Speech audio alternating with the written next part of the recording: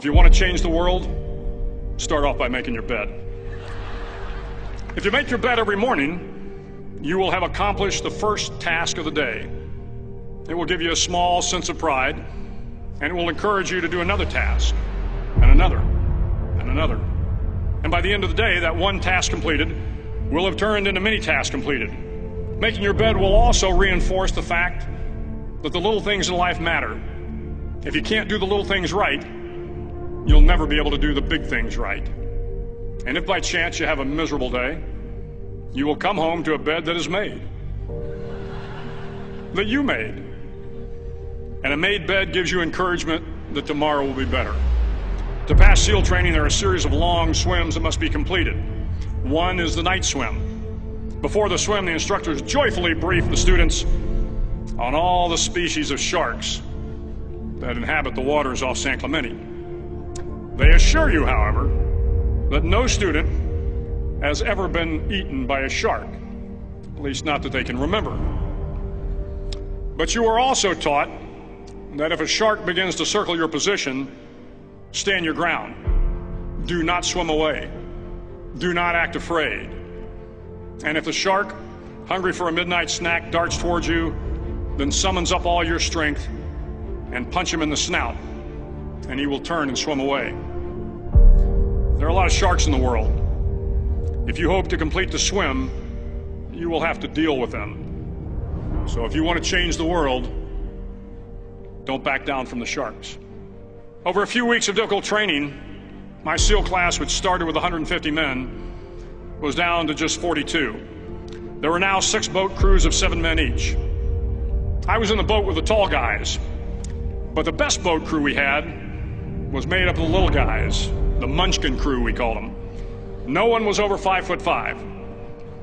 The Munchkin boat crew had 1 American Indian, 1 African American, 1 Polish American, 1 Greek American, 1 Italian American, and 2 tough kids from the Midwest. They out-paddled, outran, and outswam all the other boat crews. The big men in the other boat crews would always make good-natured fun of the tiny little flippers the Munchkins put on their tiny little feet prior to every swim. But somehow these little guys from every corner of the nation and the world always had the last laugh, swimming faster than everyone and reaching the shore long before the rest of us. SEAL training was a great equalizer. Nothing mattered but your will to succeed, not your color, not your ethnic background, not your education, not your social status. If you want to change the world, measure a person by the size of their heart, not by the size of their flippers. The 9th week of training is referred to as Hell Week. It is 6 days of no sleep, constant physical and mental harassment, and 1 special day at the Mud Flats. The Mud Flats are an area between San Diego and Tijuana where the water runs off and creates the Tijuana Sloughs, a swampy patch of terrain where the mud will engulf you. It is on Wednesday of Hell Week that you paddle down to the Mud Flats and spend the next 15 hours trying to survive the freezing cold, the howling wind, and the incessant pressure to quit from the instructors. As the sun began to set that Wednesday evening, my training class, having committed some egregious infraction to rules, was ordered into the mud. The mud consumed each man till there was nothing visible but our heads. The instructors told us we could leave the mud if only 5 men would quit. Only 5 men, just 5 men, and we could get out of the oppressive cold. Looking around the mud flat, it was apparent that some students were about to give up. It was still over 8 hours till the sun came up. 8 more hours of bone-chilling cold.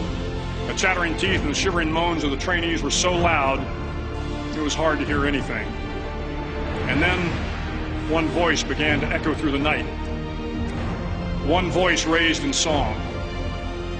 The song was terribly out of tune, but sung with great enthusiasm. One voice became 2, and 2 became 3, and before long, everyone in the class was singing. The instructors threatened us with more time in the mud if we kept up the singing, but the singing persisted, and somehow the mud seemed a little warmer, and the wind a little tamer, and the dawn not so far away. If I have learned anything in my time traveling the world, it is the power of hope. The power of one person, a Washington, a Lincoln, King, Mandela, and even a young girl from Pakistan, Malala. One person can change the world by giving people hope. So if you want to change the world, start each day with a task completed. Find someone to help you through life. Respect everyone. Know that life is not fair and that you will fail often.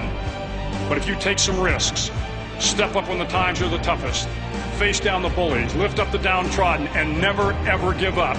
If you do these things, the next generation and the generations that follow will live in a world far better than the one we have today. And what started here will indeed have changed the world for the better.